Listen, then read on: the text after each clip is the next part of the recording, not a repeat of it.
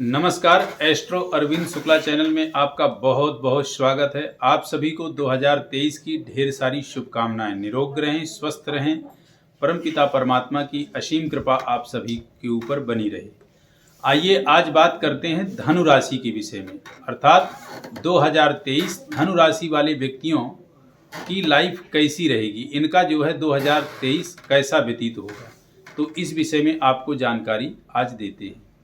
धनु राशि काल पुरुष की 9वें अंक की राशि है, तो इस राशि पे आप जो है इस राशि के विषय में आपको जानकारी देते हैं। उससे पहले जो साल का खास परिवर्तन है उसके विषय में आपको बता दें। 2023 17 जनवरी को शनि महाराज का परिवर्तन हो रहा है। अपने वो राशि मकर से मूल त्रिकोण राशि कुंभ में पहुंच रहे हैं।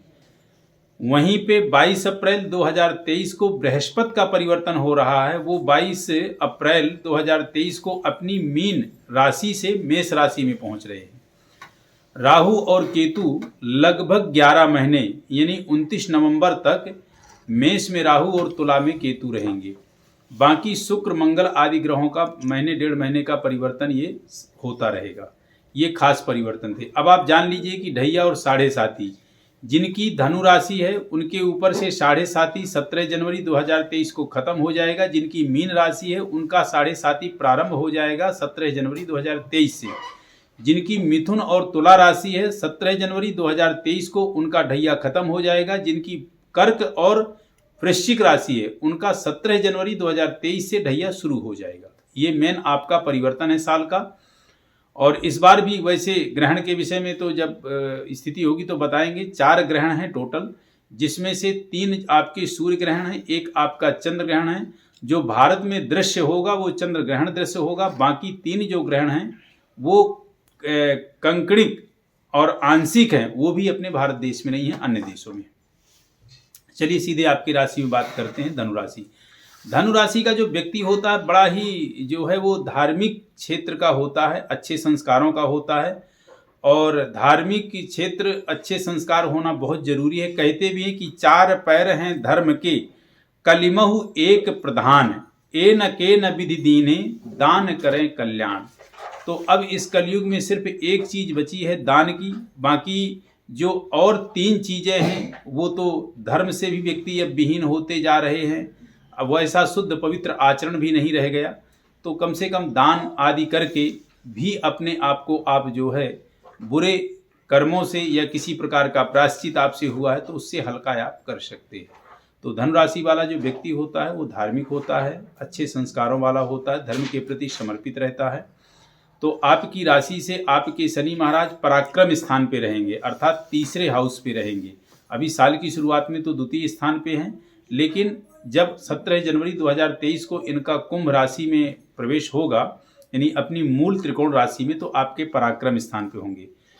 तो कार्य क्षेत्र आपका एक्स्ट्रा बढ़ जाएगा। जब कार्य क्षेत्र आपका एक्स्ट्रा बढ़ जाएगा तो आपको सफलता और अपने कार्य से उपलब्धि भी अच्छी हासिल होगी। जब आप कर्म ज़्यादा करेंगे तो स्वाभाविक सी बात है कि आपके काम बनेंगे और आपका व्यवसाय, आपका कार्य क्षेत्र बढ़ेगा तो आपकी हर चीज़ की बढ़ोतरी होगी।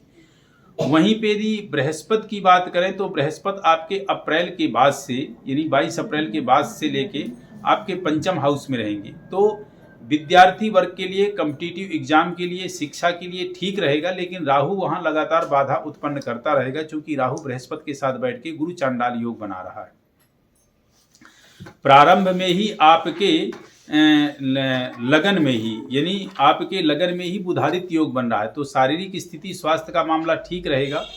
और ये कहूं कि आपका 17 जनवरी 2023 के बाद आप साढ़े साथी से मुक्त हो रहे हो और आपके लिए 2.5 साल का बहुत अच्छा टाइम रहेगा। ये भी आप ध्यान रखिएगा। क्या अच्छा रहेगा कि देखिए, शनि महाराज का विषय का एक बात मैं और बता दूं। जो शनि महाराज की स्थिति है किसी भी व्यक्ति के जीवन में लगभग 3 बार तो आते हैं, और ढैया लगभग इनकी 7 बार आती है, और ज़्यादा भी हो सकती थी। दीर्घायु है तो 3 बार से ज़्यादा भी शनि आते हैं, और ढैया भी 7 बार से ज़्यादा आते हैं।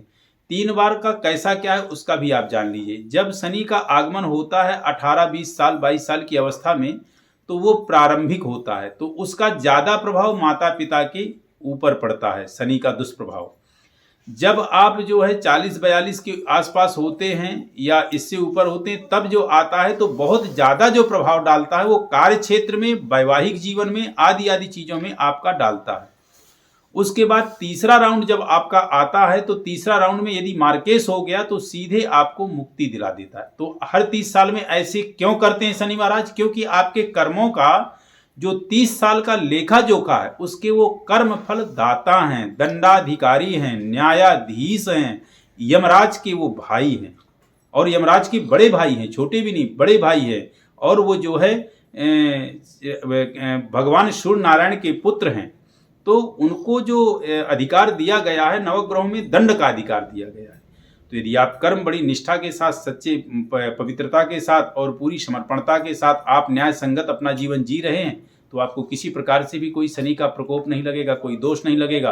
आप अपनी यदि चतुर चालाकी दिखा रहे हैं, आप अधर्म के क्षेत्र को चुन रहे हैं, आप बुरा आचरण कर रहे हैं, आप अपवित्र हैं, आप चरित्रहीन हैं, आप किसी को गुमराह कर रहे हैं, तो इसका मतलब कि 100% उसका आपको दंड भोगना ही पड़ेगा। कहते हैं ना कि कर्म गति कांटे से नहीं कटती है, कर्म गति को भोगना पड़ता है।